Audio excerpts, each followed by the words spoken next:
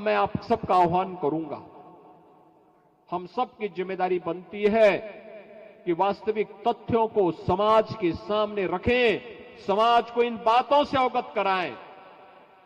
तथ्य प्रमाणित हैं, आपके सामने प्रमाणित तथ्य होंगे।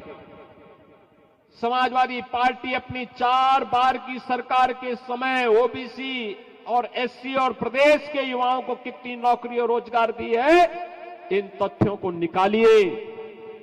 और भारतीय जनता पार्टी की सरकार पिछले 7 वर्ष में कितनी की है, यह भी समाज के सामने रखिए।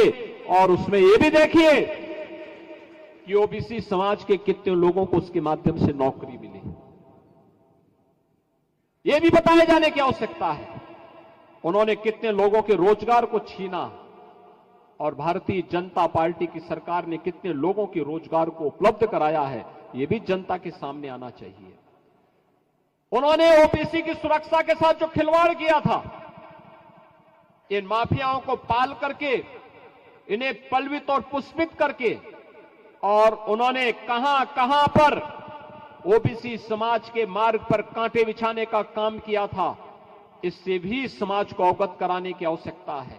आपके पर्व और त्योहार में व्यवधान डाल करके प्रदेश को दंगों की आंख में झोंकने का जो काम किया था, उसके बारे में भी अवगत कराइए।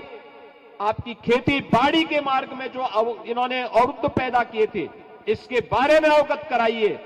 और अब तो हम लोगों ने प्रदेश के अंदर न केवल उत्तर प्रदेश के किसानों को प्रधानमंत्री मोदी जी ने प्रधानमंत्री किसान सम्मान निधि का लाभ दिया है, बल्कि प्रदेश सरकार ने किसानों के साथ साथ उनके परिवार के जनों और बटाईदारों को भी 5 लाख रुपए की मुख्यमंत्री कृषक दुर्घटना बीमा के अंदर आच्छादित करने का काम किया है।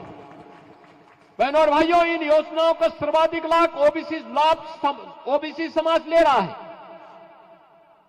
लेकिन उन्हें अवगत कराएगा कौन, उन्हें बताएगा कौन? उन तक बताने की जिम्मेदारी आपकी है, उस समाज के बीच तक पहुंचाने की जिम्मेदारी आपकी है। और यही नहीं, हमें यह भी करना चाहिए।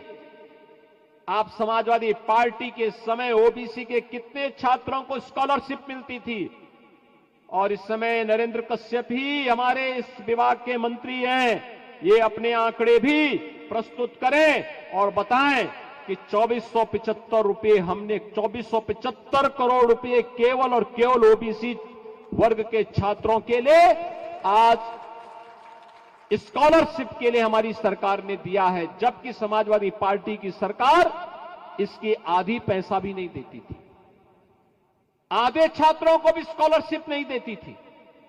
और इसीलिए आज आपसे मैं कहने के लिए आया हूं, आप में, इस समाज में बजरंगबली की ताकत छुपी हुई है, बस उस ताकत को उजागर किए जाने की आवश्यकता है, उस ताकत को उजागर किए जाने की आवश्यकता है। रावण की लंका को जलाने में और उसको दहन करने में बहुत देर नहीं लगेगी।